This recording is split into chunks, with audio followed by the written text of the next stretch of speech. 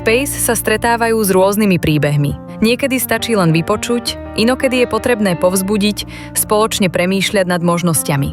Keď tým vidí, že mladý človek si odnesie vieru vo vlastné schopnosti, že dokáže niečo zmeniť, vtedy vedia, že ich práca má zmysel.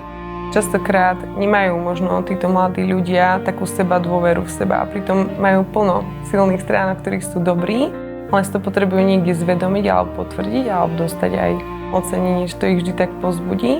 A to je taký začiatok toho kariérneho poradenstva, na ktorom už potom začneme stávať s nejakými inými aktivitami. Mám rád ľudí, mám rád to, že niekomu môžeš pomôcť a tu je to také zhmotnené do konkrétnych príkladov. Chcú sa v živote posunúť, chcú si nájsť napríklad nejakú prácu, nevedia ako, majú nejaký sen, ale nevedia úplne, že čo urobiť. Tak v tomto im my vieme pomôcť a nasmerovať ich. Veľký prínos môže urobiť len malá zmena v živote klienta.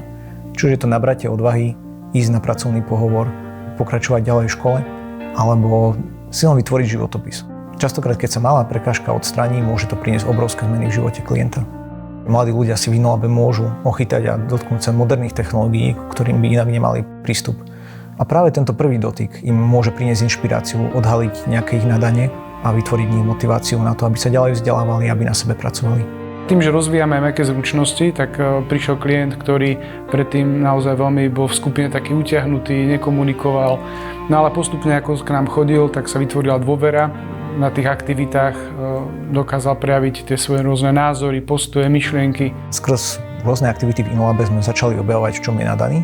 A práve sme zistili, že veľmi šikovný a vlastne veľmi dobre mu ide 3D modelovanie, obsluha 3D tlače a v tomto sa začalo veľmi zlepšovať. Tým, že sa zdokonaloval v tých technických zručnostiach, aj on získal tú seba dôveru medzi ľuďmi, uveril sám sebe, že je dosť a môže ako keby plnohodnotne nadväzovať tie vzťahy.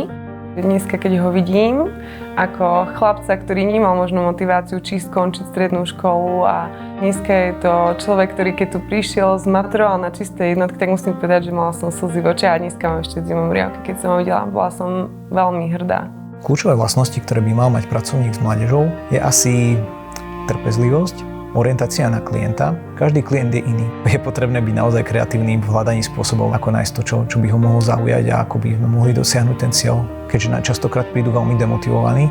Sú veľmi vďační za to, že vôbec dostávajú taký priestor na premýšľanie, na zamýšľanie sa sami nad sebou, že nikdy sa ich možno nespýtal niekto takúto otázku, nikdy sa nezamýšľali nad nejakými konkrétnymi vecami. Toto má veľký potenciál meniť ich život.